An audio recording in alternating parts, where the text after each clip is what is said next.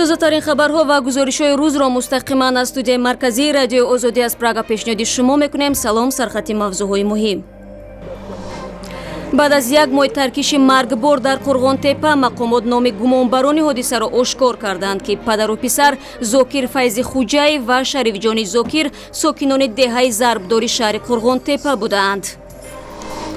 قرب $1 امریکا به 9 سامانی برابر شد و مقامات فروش ارز خارجی را محدود کردند. و با هدف جلوگیری از تنبشوی در راه‌ها تاکسی‌های 3 سامانی را از دوشنبه بیرون می‌کنند. مسافران از این اقدام زیاد خوشحال نیستند. میایم مثلا اتوبوس داشتن رفتن. بعد از یک ماه ترکیش مرگبار در شهر قرغان‌تپه، مقامات نام گمانبران حادثه را آشکار کردند. در رابطه با این قضیه پدر و پسر زاکر فیض خوجایی و شریف جان زاکر ساکنان دهه ضربداری شهر قرغان‌تپه بازداشت شدند.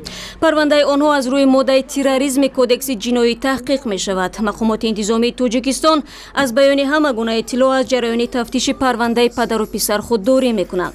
در پی ترکیش روز 12 مارس در شهر قرغان‌تپه پاسبان حسنبای رحمانوی 67 ساله جان باخته بود. این ترکیش در روبروی دادستانی حربی شهر قرغان‌تپه و نزدیکی پایگاه 201 روسیه به عمل آمد.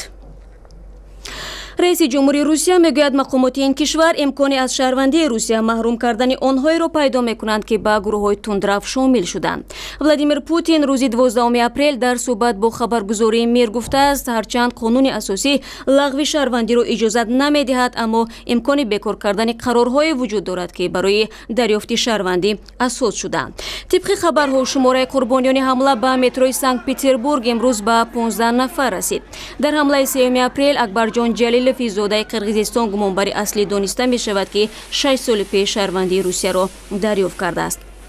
قبلا رهبر خدمات فدرالی امنیتی روسیه الکساندر بورتنیکوف گفت که اساسی گروه‌های تروریستی را در روسیه شهروندان آسیای مرکزی تشکیل می‌دهند. برنامه را ادامه میدیم. هفته روان در تاجیکستان قرب $1 برای نخستین بار از مرز 9 سامانی عبور کرد. در برابر جهش نرخ، پیدا کردن این اسعار خارجی در منطقه های مبادله اسعار برای مشتریان غیر امکان شده است. همکاران ما میگویند از روی طلبات نوی بانک ملی $1 تنها به آنها فروخته می شود که شهادت نامه صاحبکاری دارند. امردین علیموف موضوع را تحقیق کرد. کمچین شدن $1 و بالا رفتن آن نسبت به ارزش پول ملی سامانی در بازار پولی تاجیکستان ادامه می‌یابد و با امروز 12 اپریل ارزش $1 در بانک‌های تجارتی این کشور تا به 8 سامانی و 86 درم و 8 سامانی و 90 درم برابر شده است. و هرچند مسئولین بانک‌های تاجیکستان نخواستند با ما ویدیوی صحبت کنند، ولی گفتند که آنها فروش $1 را در فیلال‌های به بازارها نزدیکشان اساساً به راه ماندند و برای یک نفر صاحبکاران انفرادی و شخصان واقعی تا $500 می توانند در یک روز فروشند.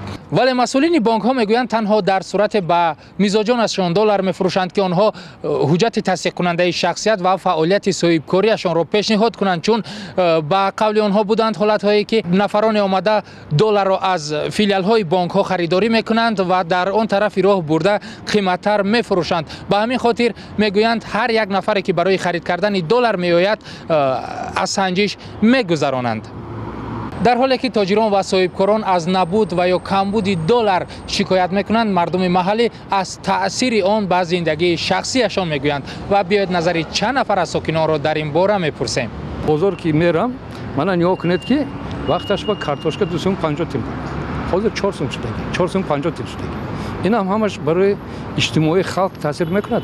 در زندگی پورا احساس کرده می شود که من هم بلندروی نرخ $1 در زندگی آدمو خیلی تاثیر رساندگی چی در بازار چی در خود مردم یک وای خستگی، یک همون نافارمی احساس کرده می شود. تاثیرش میرسونه خواهی نخواهی. این هم میسوم من میگم 350 بود 400 من $1000 رفته. در همین حال مسئولین اولین بانک مالیوی خرد در دوشنبه میگویند تمام تلاش‌هایشان را برای جواب گفتن به طلبات میزبانشان میکنند و وابسته به امکانیت‌های بانک برای یک فیلیال در یک روز $3000 جدا میکنند و به هر یک مشتری که اونجا مراجعت میکند $200 میفروشند با ارزش 8 سومون و 89 دیرم، ولی گفته می شود ارزش $1 در بازار سیاه در تاجیکستان از 9 سومون هم گذشته است و به قول اقتصاددان ها این آخری کار نیست و در روزهای بعدی دلار از این هم بالاتر می رود. امریدین علیموف، رادیوی آزادی، دوشنبه. رو می‌آوریم به موضوع‌های دیگر. دیروز پخش نواری که در آن ماموران شرکت هوایی یونایتد ایرلاینز مسافری را با ضربالات از هواپیما بیرون می‌کردند، واکنش تندی را در سرتاسر دنیا به وجود آورد. حضور نخستین رهبریت این شرکت از مسافری لطوکوب شده و نادیده گرفتن این قضیه از سوی آنها به آتش غضب مردم روغن ریخت. در مدت یک شبانه روز این شرکت نه تنها ضربه معنوی بلکه شکست مالیوی دید. اکنون این شرکت تلاش دارد به هر وسیله شعله نزاع را خاموش کند. ساجیده میرزا موضوع را ادامه می‌دهد. صبح چهارشنبه مدیر عامل شرکت هوایی یونایتد ایرلاینز از مسافری اذیت دیده رسما معذرت خواهی کرد و قول داد که مشکل را حل می‌کند. این در حالی بود که معامله بعد ماموران یونایتد ایرلاینز با یکی از مسافرانش موج اعتراضها را علیه این شرکت هوایی ایالات متحده به اوج اعلا رساند. 10 اپریل ماموران امنیتی یونایتد ایرلاینز مسافری را که سیمای آسیایی داشت به زوری از هواپیمای پر از مسافر بیرون کردند. در نوار ویدیویی شاهدان دیده می شود که افسران صرف نظر از داد و فغان دست و پای مرد سالخورده را پیچانیده او را از هواپیما بیرون می کشند. این مسافر که اصلا طبیب 67 ساله بوده است همراه با همسرش با خط سیر 3411 از فرودگاه بین المللی اوهایوی چیکاگو به شهر لوئیزویل کنتاکی پرواز میکرد. در هواپیما جای خالی نبود ولی شرکت میبایست برای چند خادمش جای نشست پیدا میکرد و وقتی داوطلب یافت نشد افسران از نیرو استفاده کردند. همه شرکت‌های هواپیمایی بلیط زیادتی می‌فروشند. صرف نظر از آنکه یونایتد ایرلاینز در این وضع بدترین کار را انجام داد، تکرار می‌کنم که همه شرکت‌ها بلیط زیادتی می‌فروشند تا در صورت نآمدن بعضی مسافران در هواپیما کرسی خالی نماند. فاصله میان جلوگیری از جای‌های خالی و فروش بلیط زیادتی خیلی خرد است. در پیامی که مدیر عامل یونایتد ایرلاینز اسکار مونویس توسط شبکه اجتماعی توییتر نشر کرد، او اظهار تأسف کرد که شرکت‌های هوانوردی بعضا مجبور می‌شوند مسافران را از پرواز محروم کنند. پخش نوار ویدیویی با مسافری سر و رویش خونشار در سراسر دنیا به ویژه چین واکنش‌های تند را به وجود آورد. در یک شبکه اجتماعی چین این نوار را 130 میلیون نفر تماشا کردند. در شرح و تفسیرها بسیار اشتراکداران به صحبت یک شاهد این حادثه اشاره کردند که گفته است وقتی مرد را زوراً از هواپیما بیرون می‌کردند او تاکید می‌کرد که تنها به خاطر چینی بودنش او را از پرواز محروم کردند. بعد انتشار این خبر سهمیه‌های هولدینگ یونایتد کانتیننتال صاحب شرکت هوایی یونایتد ایرلاینز 4% پایین شد که طبق آمار غیر رسمی به $600 میلیون برابر است. در ترکیه روز 16 اپریل برای اصلاح قانون اساسی رایپرسی عمومی برگزار می شود. منتقدان این رایپرسی میگویند اصلاح قانون اساسی قدرت و صلاحیت‌های زیادی را در دست یک کس یعنی رئیس جمهور فعلی رجب طیب اردوغان خواهد داد. اما پرزیدنت ترکیه هدف تغییرات را به تامین ثبات در این کشور ربط می‌دهد که حالا نظام اداره پارلمانی دارد. در رابطه با این رایپرسی بحث برانگیز همکارم طاهر سفر با ابوس جوادی رهبر منطقوی رادیو آزادی صحبت کرد. آقای جوادی به برنامه ما خوش آمدید. و با نزدیکتر آمدن روز رایپرسی نظرسنجی ها چی را نشان میدهند؟ ممکن است مردم بعد طرفدار اصلاح قانون اساسی رای بدهند یا مخالفان بیشتر؟ بسیاری از کسایی که در خارج مخصوصا در اروپا تحلیل میکنن از این رایپرسی هایی که در ترکیه میشوند اعتماد زیادی ندارن. یکم دومی که واقعا هم در ترکیه نتیجه های رایپرسی های مختلف از طریق حداقل 3 تا سازمان رایپرسی بزرگ که 2 تاشون بیشتر تمایل طرفدار حکومت دارن، 1 تاشون مخالف حکومت دارن، تماما از همدیگر فرق میکنن و معلوم میشه که هر کس با هدفی که از پیش از رایپرسی برای خودش گذاشته است نتیجه گیری میکنه. یعنی یکی نشان میدهد که طرفدار زیاد است، دیگری نشان میدهد که مخالف. بله، یعنی دو تاش نشان میدن که گویا یعنی آری اکثریت خواهد آورد، سومی نشان میده که نه بیشتر خواهد بود. بنابراین ما زیاد واقعا نمیتونیم اعتماد کنیم به این نتیجه. آقای جوادی، واقعا در ترکیه حالا هم وضع فوق‌العاده است که بعد از تبادلات نوفرجامی دولتی اعلان شد. مگر برگزاری انتخابات در چنین شرایطی در حالت وضع فوق‌العاده درست هست؟ ببینید، در شرایطی که بعد از این به اصطلاح تبادلات نظامی و یا ادعای تبادلات نظامی قریب 500,000 نفر از کارمندان دولت بیکار شدن، از کار بیرون کرده شدن، بیرون اخراج شدن.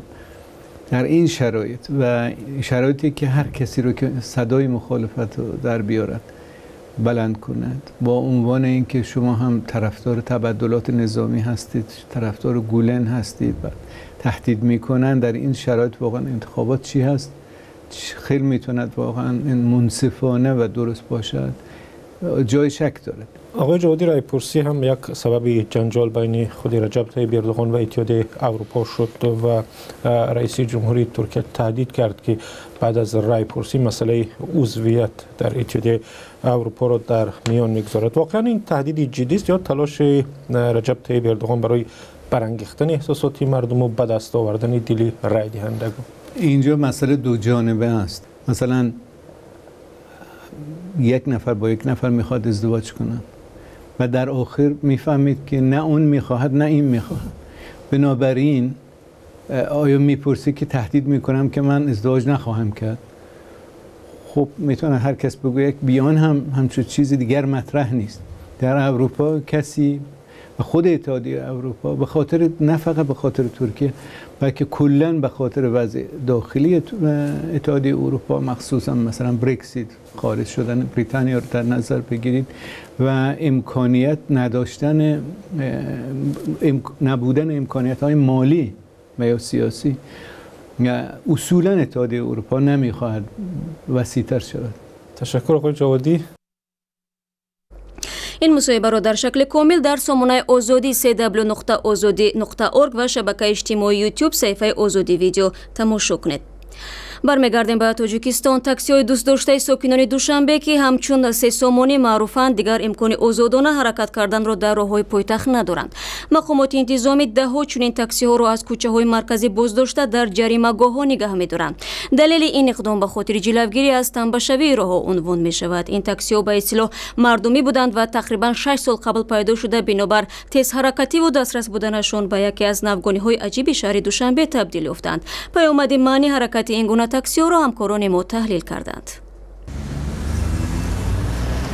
مقامات انتظامی حرکت تاکسی‌های معروف و سه سامانی را در کوچه‌های مرکزی شهر دوشنبه محدود کرده‌اند. دلیل این اقدام پیشگیری تنبشوی در راه‌های شهر دوشنبه گفته می‌شود. این نوع تاکسی‌ها معمولاً در کوچه‌های مرکزی پایتخت حرکت کرده بر عوض سه سامانی با ساکنان دوشنبه خدمت رسانی می‌کنند.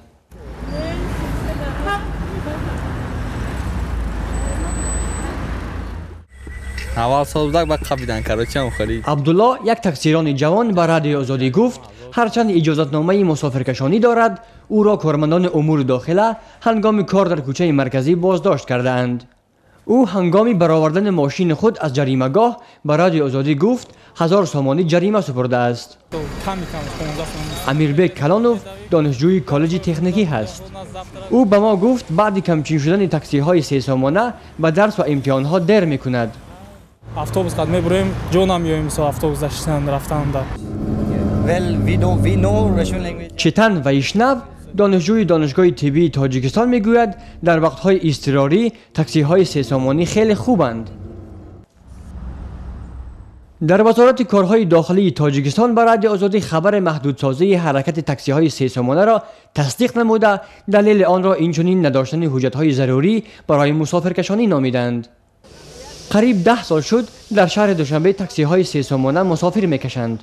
آنها در برابر نقلیات شهری گزینه مقبول برای شهروندانند. تیز، با راحت و ارزان مسافران را به منزل می‌رسانند که به قول ساکنان با آنها رقابت کردن نقلیات شهری در گمان است. اینجا برنامه ما به پایان رسید. تشکر برای همراهی و خدا نگهداری هر یک شما.